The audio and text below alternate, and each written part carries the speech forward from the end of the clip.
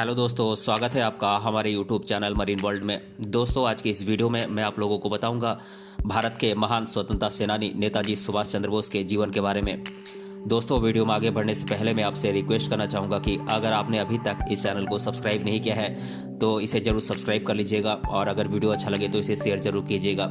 तो चलिए दोस्तों, इस वीडियो को स्टार्ट करते हैं। दोस्तों, नेताजी सुभाष चंद्र बोस के जीवन के बारे में ये सेकेंड वीडियो है। इसका फर्स्ट पार्ट मैं ऑलरेडी अपलोड कर चुका हूं, जिसका लिंक इस वीडियो के डिस्क्रिप्शन बॉक्स में है।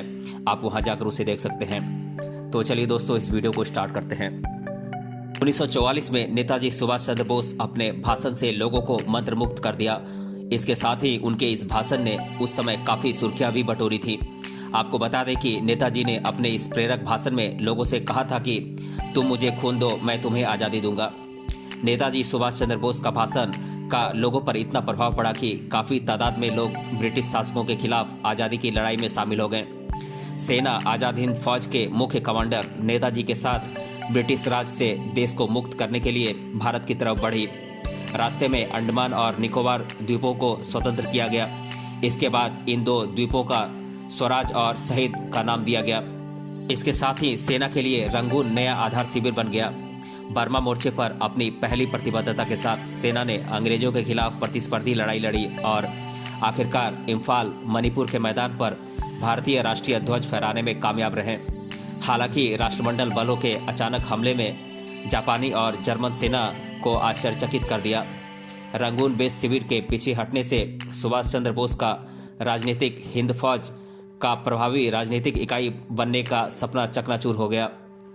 आज़ाद हिंद फौज की हार से निराश नेताजी ने सहायता मांगने के लिए रूस यात्रा करने की योजना बनाई, लेकिन 18 अगस्त 1945 को सुभाष चंद्र बोस जी के विमान का ताइवान में क्रैश हो गया, जिसकी वजह से उनकी मृत्यु हो गई। फिलहाल नेताजी की लाश नहीं मिली थी, साथ ही उस दुर्घटना का कोई भी सबूत नहीं मिला था। इसलिए सुभाष चंद्र बोस की मौत आज भी विवाद का विषय है और भारतीय इतिहास में सबसे बड़ी संशय है।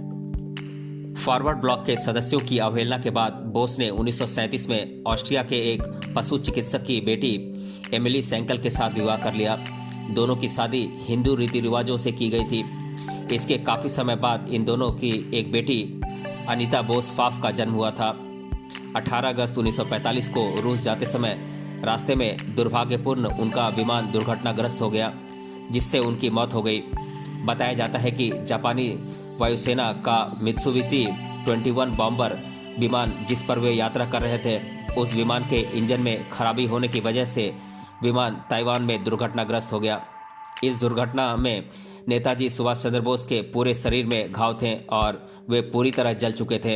हालांकि इलाज के लिए उन्हें अस्पताल में भर्ती करवाया गया, लेकिन वे बच नहीं सके। इसके 4 घंटे बाद वे सदा के लिए सो गए। नेताजी सुभाष चंद्र बोस का अंतिम संस्कार किया गया था और ताइहोकू में निशी हंगानजी मंदिर में बौद्ध स्मारक सेवा आयोजित की गई थी। बाद में टोक्यो जापान में रेनकोजी मंदिर में उनकी अस्थियों को दफन किया गया था। नेताजी सुभाष चंद्र बोस को भारत के सर्वोच्च नागरिक पुरस्कार भारत रत्न पुरस्कार से मरणोपरांत सम्मानित किया गया था। हालांकि बाद में इसे PIL के बाद वापस ले लिया गया था, जिसे अदालत में पुरस्कार की मरणोपरांत प्रकृति के खिलाफ दायर किया गया था। नेताजी सुभाष चंद्र बोस की एक प्रतिमा पश्चिम बंगाल विधानसभा के सामने बनाई गई है, जबकि उनकी तस्वीर की झलक भारतीय संसद के दीवारों में देखने को मिलती है। कुछ दिनों पहले ही नेताजी सुभाष चंद्र बोस को लोकप्रिय संस्कृतियों में चित्रित किया गया था। भारत के महान स्वतंत्रता सेनानी तथा आज़ाद हिंद सेना के कार्यवाहक के रूप में सुभाष चंद्र बोस खासे पहचाने जाते हैं। उनके स्वतंत्रता संग्राम में दिए हुए निडर और प्रेरणादायी योगदान की वजह से उनका जन्मदिन यानी कि 23 जनवरी पराक्रम दिवस के तौर पर देश भर में उत्साह के साथ मनाया जाता है। इस खास उपलक्ष्य पर नेताजी के कार्यों और स्वतंत्रता के लिए किए गए प्रयासों को मानवंदना अर्पित कर उनकी स्मृति में विभिन्न सांस्कृतिक कार्यक्रमों का आयोजन किया जाता है। इस मौके पर गणमान्य व्यक्तियों तथा समूचे देश भर के लोगों द्वारा नेताजी सुभाष चंद्र बोस जी को श्रद्धांजलि अर्पित की जाती है। तुम मुझे खून दो, मैं तुम्हें आज़ादी दूंगा।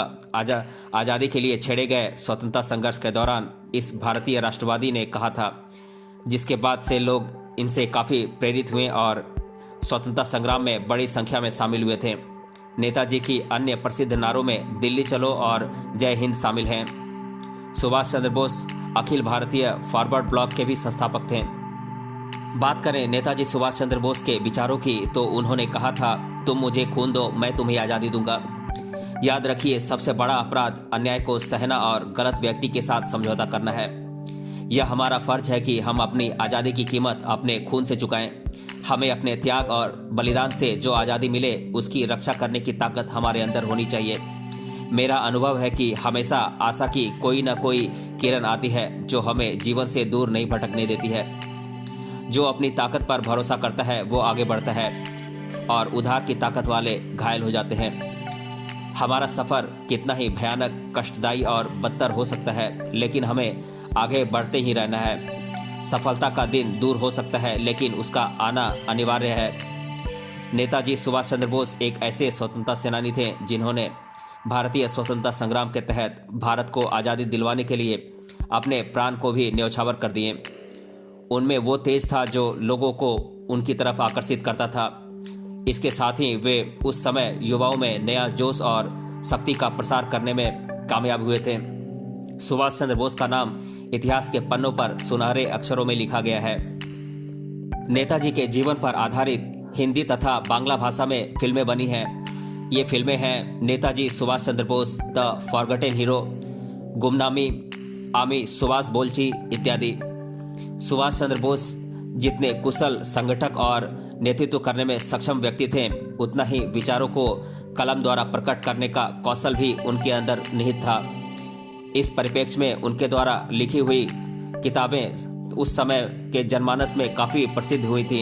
ऐसी ही कुछ किताबें हैं जैसे कि the Indian struggle 1920 to 1942, an Indian Pilgrim, Congress president, Azad Hind writing and speeches, essential writings of Netaji Subhash Chandra Bose, alternative leadership, the call of the Motherland इत्यादि पुस्तकें उन्होंने लिखी थी।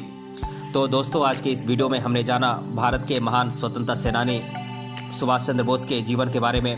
अगर ये वीडियो आपको अच्छा लगा है तो अपने फ्रेंड्स तक इसे ज़रूर शेयर करें और हमें कमेंट बॉक्स में कमेंट करके बताएं कि ये वीडियो आपको कैसा लगा।